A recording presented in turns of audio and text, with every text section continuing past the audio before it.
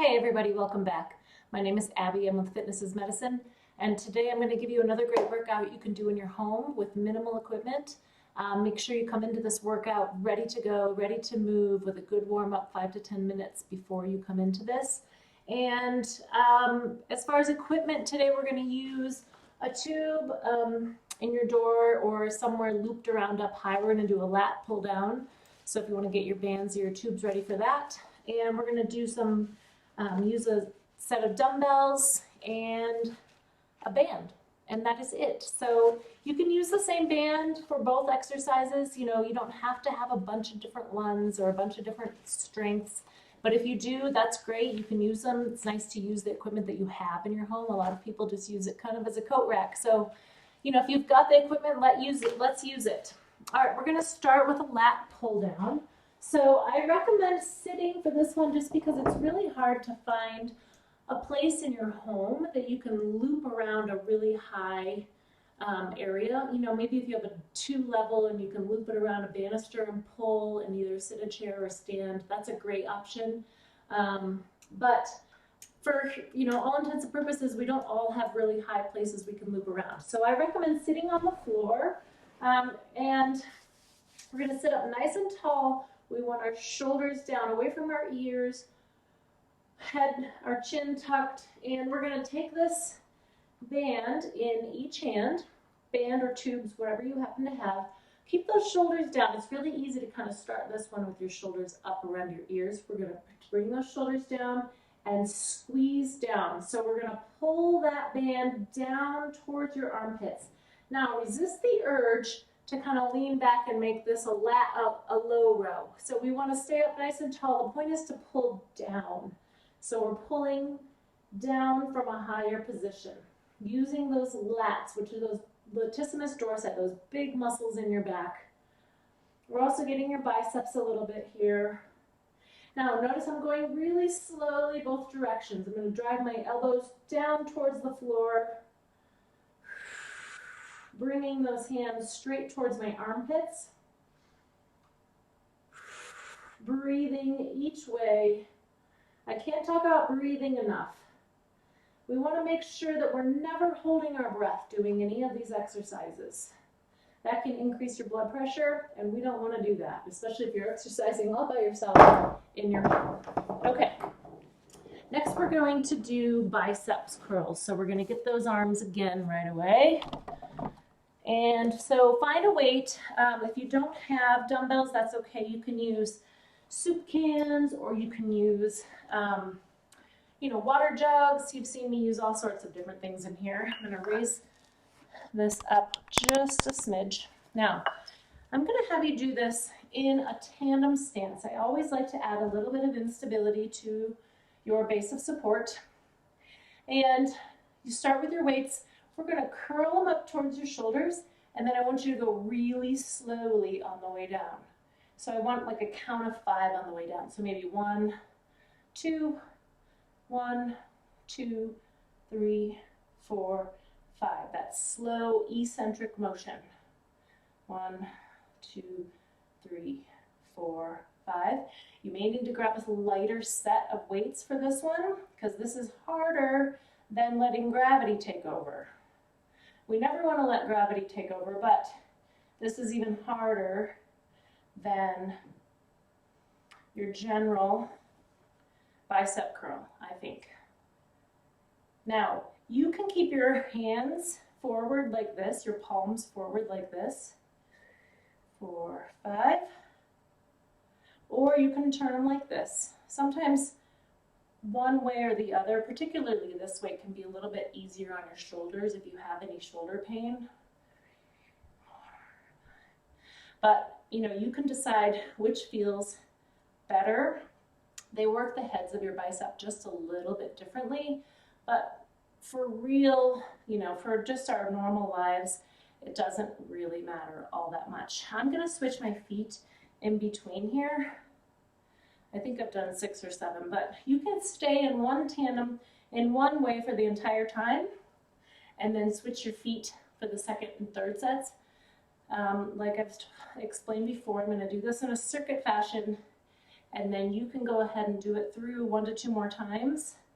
You can add some cardio in between. 1, 2, 3, 4, 5.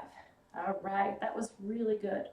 With those bicep curls, make sure you're using a light enough weight, and I should have mentioned this right at the beginning, that you're not doing this and then, kind of really struggling to let those weights down. Everything needs to maintain nice and tight and strong, just making your arms work there. We don't want to call in your back and do any strain on your back there. Okay, next we're going to lower down to the floor and do some donkey kicks. So this is a good hip stabilizer again. Might need to raise that just a little. So down on your hands and knees, hands directly below your shoulders, knees directly below your hips. So, you can check yourself. I just don't want you spread out like this. This is harder on your shoulders. So you always want to have your hands directly beneath your hips. Okay. I'm having a hard time with this one here. So I'm going to have you put your leg up like this. So I've got about a 90-degree bend in my leg, and my thigh is parallel with the floor. Now, I'm just going to do some gentle pushes towards the ceiling. Now, my foot is flat, like I'm going to push the ceiling up away from me. So this is really going to get your hamstring and your glutes. Now, resist the urge to kind of move in like this and push it up like this. Stay nice and flat. It's not actually a very big movement. It doesn't need to be. You'll find after just a few that you're really going to feel it in the back of your leg there. Okay, now switch. So again, with a lot of these, I want you to maintain a flat back. Keep everything nice and strong. Lift up that leg and think about pushing the ceiling up and away. So with your flat foot, you're going to push the ceiling up out of your way.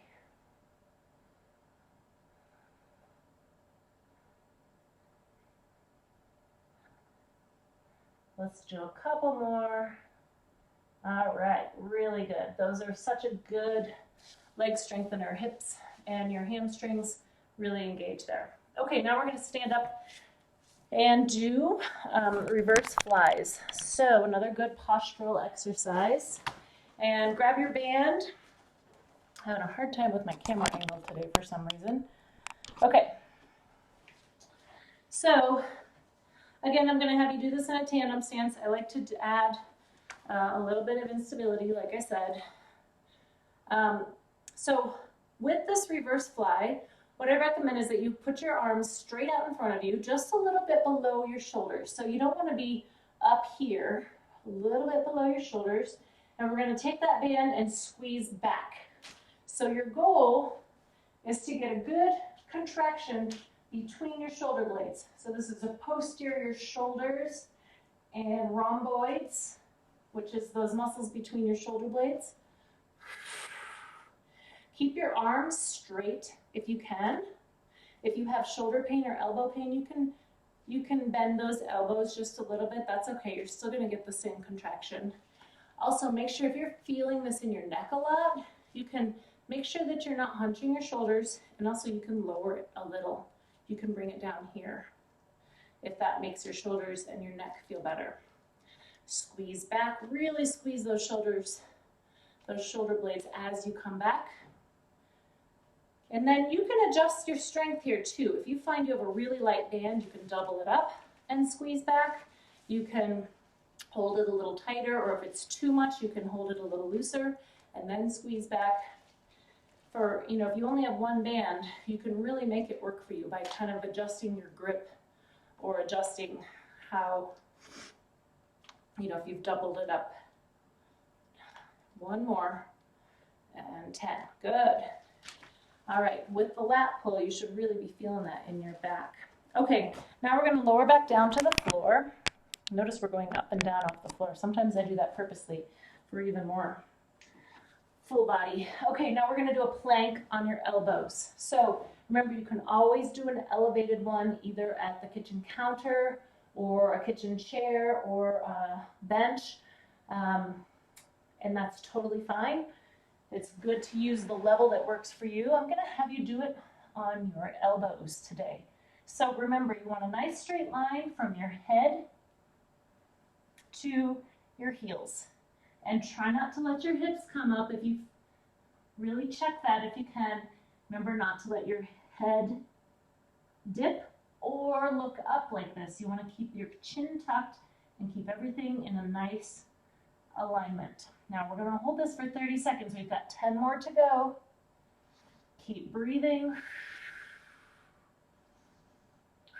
3, 2, 1, rest. Good. So remember the modifications for that are you can put one knee down, you can put the other knee down. You can do it with both knees. If you find it's too hard on your elbows, I think it's a little bit harder on my elbows to be honest. But so if you're here and you're doing it on your hands and knees, or hands and toes, you can put one knee down. You can try the other knee. You can do it from both knees. Just challenge yourself a little bit, regardless of how you do it. Make sure you're challenging yourself a little. Don't just go the easy route. Don't take the one that's like, oh, I'm just going to do this one today. Challenge yourself at least a little, okay? And maybe try a little bit higher level than you tried the last time. Okay, the last one we're going to end in a balance. So standing back up, we're going to do a single leg stance. I forgot to say that I want you to grab a little ball. So any type of ball will work. So a tennis ball, I've got a little racket ball here with me today. Some sort of a golf ball would be really challenging. The smaller the ball, the more challenging. So I want you to do a single leg stance. Now, when we do a single leg stance activity, really be sure, and you can check yourself in your bathroom mirror or something, that you're not drooping into that standing hip. So really make sure that that hip is keeping you stable, and your hips and your torso and your shoulders are stable and not drooping into it like this. Okay, so we're going to stand on one foot and play catch with the ball. So you can challenge yourself. If this is ultra hard for you, make sure you're doing it next to a counter or a railing. And then here would be kind of the easy way to start. Nice and low, but challenge yourself. The worst that can happen here is that you put one foot down, right? Like I said, be near something sturdy. Sometimes I have people do it standing with their back against a wall so that they're not actually leaning on the wall, but it's there and they can lean back into the wall if they need to. We're going to do about 30 seconds on one foot. If you've got a partner you're working out with, play catch with your partner. That can be kind of fun. Or you can challenge yourself and play catch up a wall on one leg. All right, we're going to switch legs. So 30 seconds. If you don't have a ball, use a pair of socks or anything really. But a pair of socks works really well, just kind of fold it up. You can use a little playground ball. Like I said, a golf ball is even more challenging because it's smaller. 5 more seconds. 3, 2, 1. Good. Okay, that was great. So keep challenging yourself. Do it in a safe manner, especially if you're working out in your home alone. Make sure you're being safe, standing next to something sturdy. But challenge yourself a little. Try to, try the next level. Maybe even if you just try the next level for 5 or 10 seconds or 1 or 2 repetitions or whatever, and then you go back to the way you're doing it. It's still another level up and you're advancing yourself. So remember, you can go ahead and press pause. Go ahead and do these through 1 or 2 more times. Get some cardio in there. Get a full body workout. All right, thank you, everybody. Remember, as always, you can ask me questions, ask for modifications, anything you need, and I'll be there. So keep moving, everybody, and have a great weekend. Thank you.